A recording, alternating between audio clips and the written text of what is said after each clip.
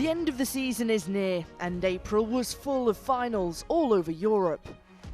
Welcome to another edition of Water Polo World.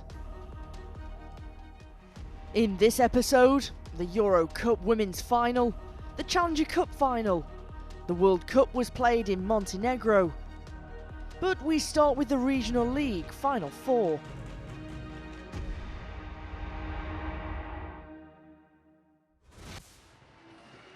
The 17th edition of the regional competition was nearing its conclusion.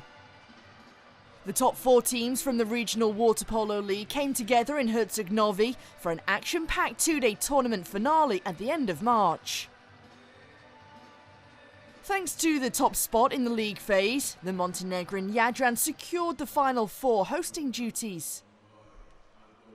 With the Adriatic Derby in one semi-final and the Serbian Derby in the other, excitement was guaranteed as we prepared to close out one of the most unpredictable seasons in memory, marked by some of the highest quality rosters the league has seen since its inception. First up, Jadran Split versus Jadran Herceg-Novi. The Croatian side rules the Adriatic. Jure Mirelia's team triumphed over their namesake with a stellar performance. While this 12-9 scoreline doesn't fully capture the dominance on display, the Croatian champions were relentless in shutting down every threat from their opponents, especially the key figures such as the Montenegrin playmaker Aleksandar Ivovic. And when something did manage to break through the defence, well, it rarely got past Marko Bijac, who capped off the night with an impressive 17 saves. Talking about superb performances, how could one not mention Zvonimir Butic? He scored 3 goals and provided 2 assists, with his precision and creativity being the driving force behind the Croatian side's strong start to the game.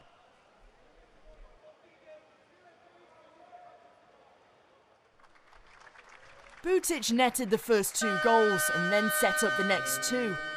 However, nearly 13 minutes without a goal after scoring for 2-2 in the first quarter, it proved costly. Despite Vladimir Gojkovic's team winning the second half with 5-3 and 2-1 and closing the gap in the final minutes, it was too little, too late. The 4th Serbian derby of the season promised an epic showdown as Radnički, the first Serbian club to win the regional league, faced off against the reigning champions, Novi Beograd. And it lived up to its hype. Radnički advanced to the grand final after mounting a comeback that began in the second period. Živko Gocic's team took the lead in the first period with a 5-2 score, but then endured a nearly 6.5-minute blackout, failing to score a single goal past Radislav Filipovic.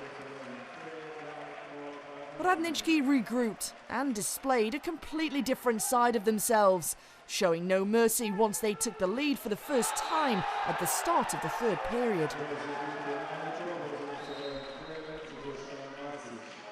Although the defending champions managed to equalise at 9-9, Radnički pulled ahead as the second semi-final neared its conclusion. A standout performance from Veliko Dadvani, who scored 4 goals, despite playing with a broken toe, was crucial to their success.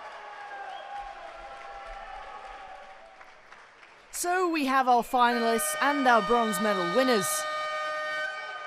Just a quick reminder, no match was played for third place, as the propositions state that the team ranked higher in the final league phase standings among the losing sides in the semi-finals automatically receives the medal.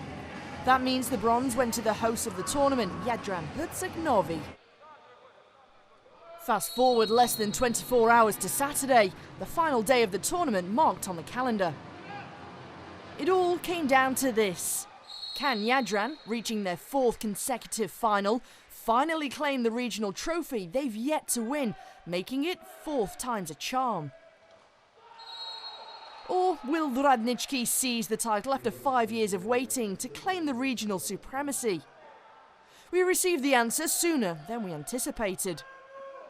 Radnički came out strong from the beginning, delivering a dominant performance that showcased their prowess in every facet of the game. The opening of the match set the stage for what unfolded next. The lead they established by the end of the first quarter after Jadran scored the first goal only continued to grow as the minutes ticked by, further demonstrating their convincing display. 2.5 minutes down in the second period, Radnički held a 4-1 lead on the scoreboard. Despite Jadran's relentless efforts to close the gap, the margin remained largely at 3 or even 4 goals. From centre player shots to counter-attacks, and even executing the same play twice within 4 minutes during power plays, they were truly unstoppable. With an impressive 80% shooting conversion rate during power plays, they outperformed Jure Morelia's team, who struggled with a 0 out of 6 record at one point, finishing with a mere 26% in that bracket. 13-10. To defeat the champions of Serbia and Croatia within just 24 hours is no small feat. Hats off to Uroš Stevanovic's team. The Regional League has unveiled its new kings. Another regional trophy was added to the collection, following the one won in Zagreb back in 2021. A special mention goes to the tournament MVP, Radnički's Veliko Dadvani, who netted another impressive 4 goals in the grand final, one of, if not even his finest performance we've ever witnessed.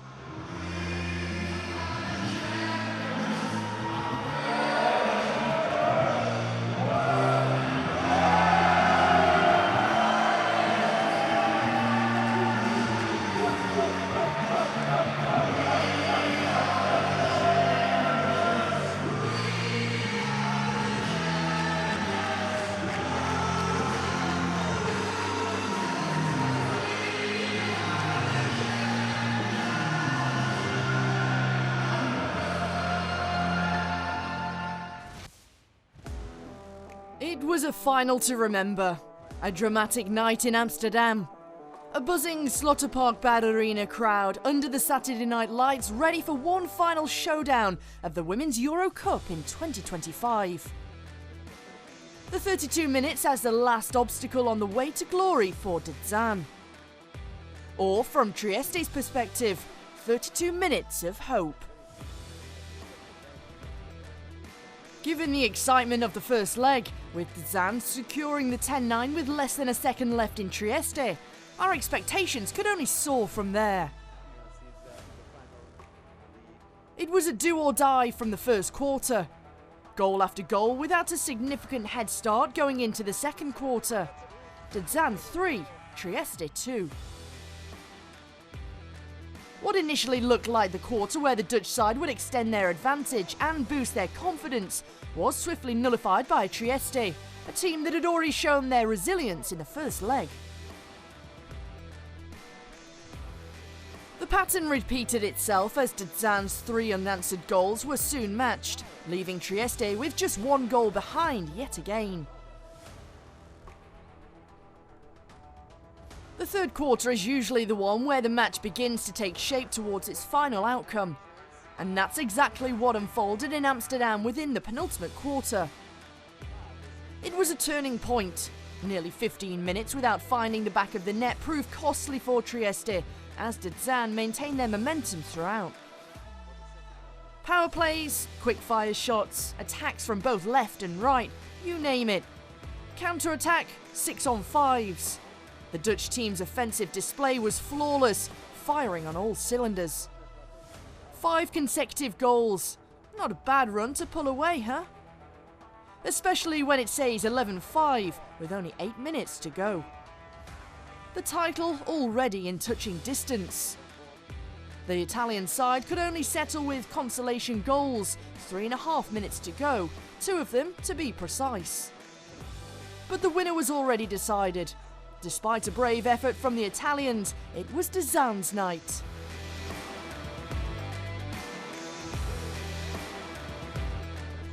Paulo Zitzer's players were left to settle for the silver medal once again.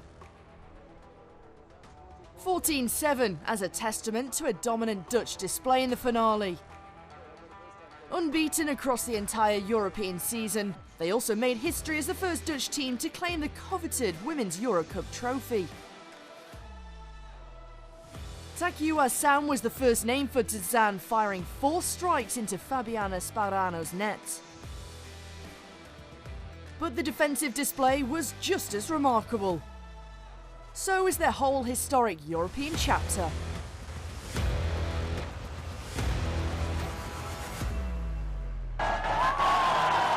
And Zefit Tizan, the winner of the 2024-2025 European Aquatics Women's Euro Cup.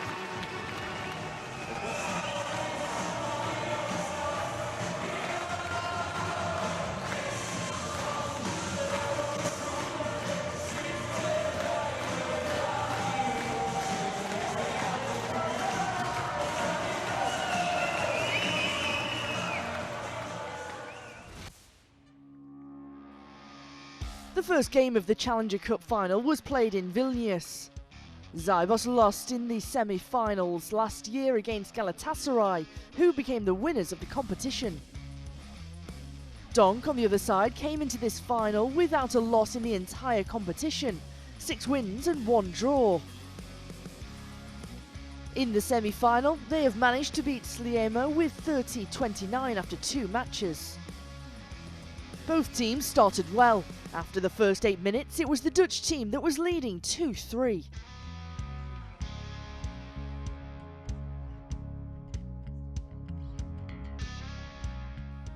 At the start of the second quarter, Jelacha quickly equalises, and soon the Lithuanians are 2 goals ahead after Vitkaskus scored for 5-3.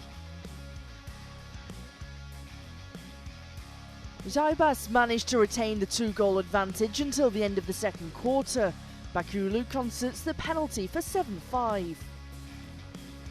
Lots of mistakes in the third quarter. Donk hasn't managed to cut the deficit. They couldn't stop Jelacha, who was scoring at will. 9-7 for Zaibas with 8 minutes to go. Jelacha was unstoppable in this match. In the last quarter, he added another 3 goals to finish the match with 7. It could have been 8, but Donk goalkeeper Bendegus stopped Jelacha from the penalty shot. It remained 12-10. Donk came back once again. 1 minute and 49 seconds before the end, Wienhuis scored for 12-11, but it was Jelacha who had the final word. 1 minute and 30 seconds before the end, another great strike from the Georgian international gives Zaibas a 2-goal lead. Donk hasn't managed to score in the remaining time. It finished 13-11, so the Lithuanians are heading to the Netherlands with a 2-goal advantage. The return match will be played in Gouda on the 26th of April.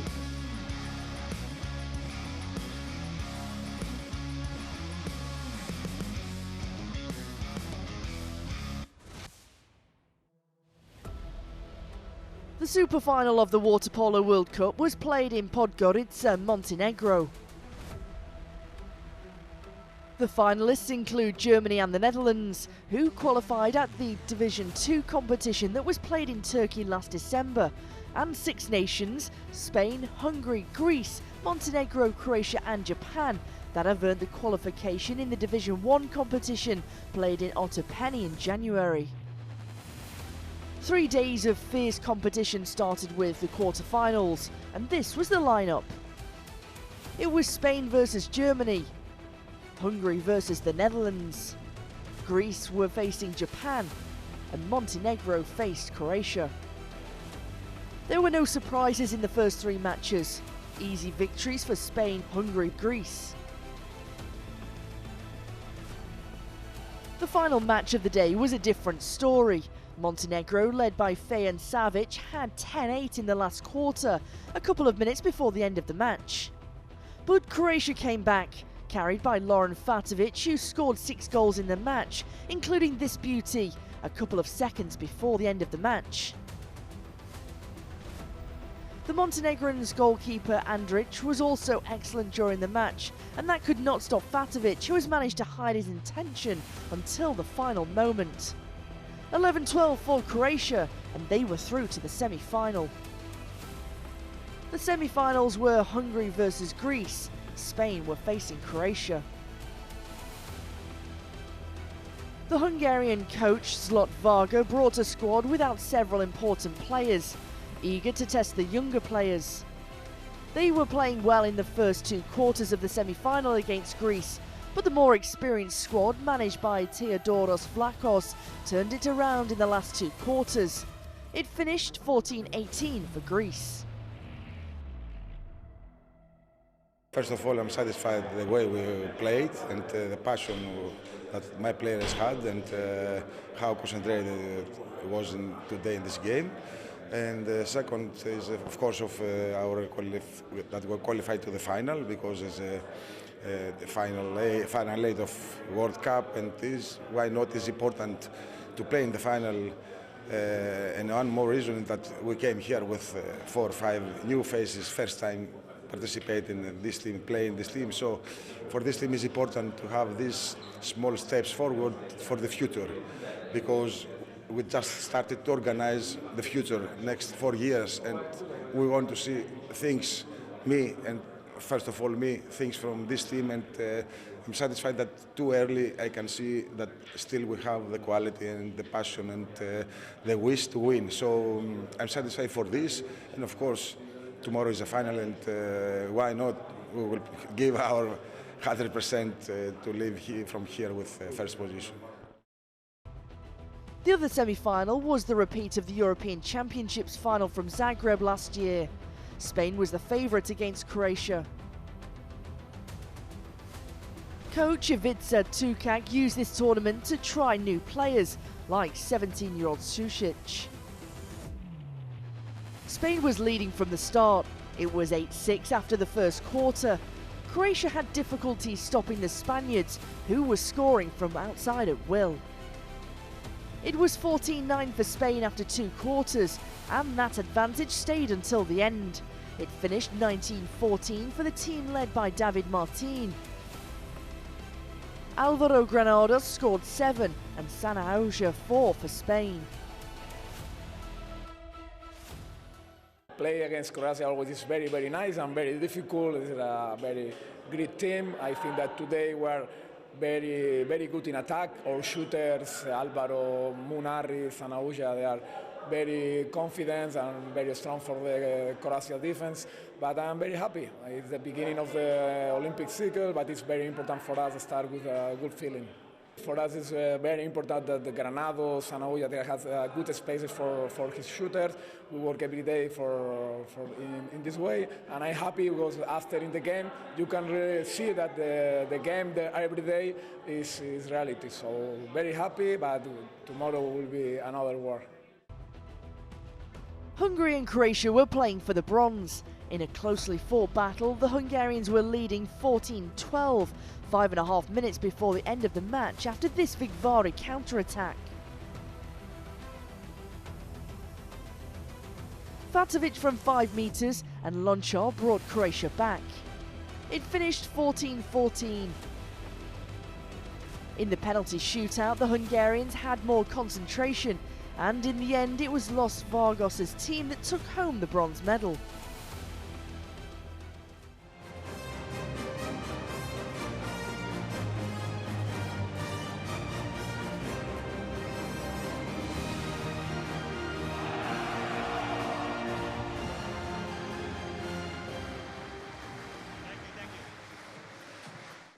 First of all, I want to congratulate to Croatia. They played today really hard, really heavy game, physically and tactically. How I see one of the best teams in the world now, Croatia, with all the players and really the last year results what they have, and for us really big respect what they have done. I'm so proud of my team because they played 4 quarters, or we can say 72 hours. It's the 3rd game. And this is not normal rhythm of how we play generally. And then it's sure that arriving a big stress, tiredness and everything. And then I think both of the teams at the end made some mistakes, more mistakes than the normal they have in the game. That was it, how I felt in the game the last quarter. We had in our hands, and then we got 2 goals, and then we didn't give more that we have possibilities to give. We could close the game before in the fourth quarter.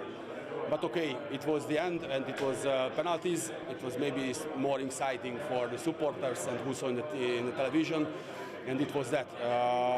I'm happy now that we won this game, because it's a good feedback that our job, our work in the water and the gym and the muscle pain is worth to do it. Greece and Spain played for 5th place in the Olympics in Paris last summer. Here, in their second World Cup final in history, both Greece and Spain were primed for a fight. Spain started well. After a 2-1 lead for Spain, Greece scored 3 consecutive goals to lead for 4-2 at the end of the first quarter. In the second quarter, Spain was leading twice. After 16 minutes of play, it was 8-8. Agriopoulos equalises 3 seconds before the end of the first half. At the beginning of the last quarter, Agriopoulos scored to bring Greece to a 1-goal deficit. It was 11-12 for Spain. But Higuaín on the Spanish goal stopped the Greeks. He had 14 saves in this match. The Spanish goalkeeper managed to score in the end. He saw that the Greek goalie was not in the goal and has managed to score across the entire pool. His celebration was a bit too much for Nikolaidis, so after the confrontation, both have received a red card. It finished 16-12 for Spain, and that has won their second World Cup in a row. For Greece, it's a second World Cup final finished with a second loss.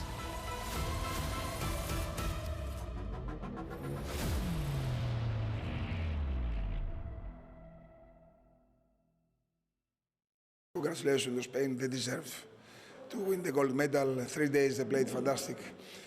To beat Spain, you must make the best game, the best match, no mistakes, and till the end, I think more than half game we were very competitive. We had some problems last moment. We tried to hide these problems with less players. My players fight like lions, of course, with mistakes, but I cannot complain to them now at the end. We wanted really too much to have our first gold medal, but okay. We need to play really much better if we want to do it, and I hope so that we'll have again the chance in the future to fight for this. It's not easy to play 3 days in this moment of the season for all the teams, for all national teams. So very proud because we have only 3 practice together, all team together. We arrive here and maybe we play the best water polo. So very proud, and the secret I know that you have every day to go to the practice with illusion to promise. We need to change our mentality now with the 25-meter field. I think that we must to change the way of the practice because we have more vertical game, more fighter, and maybe don't need a lot of swimmer but in Spain don't swim a lot. The people think that we make a lot of swimming, but it's not real. But the intensity of the trainings are very hard.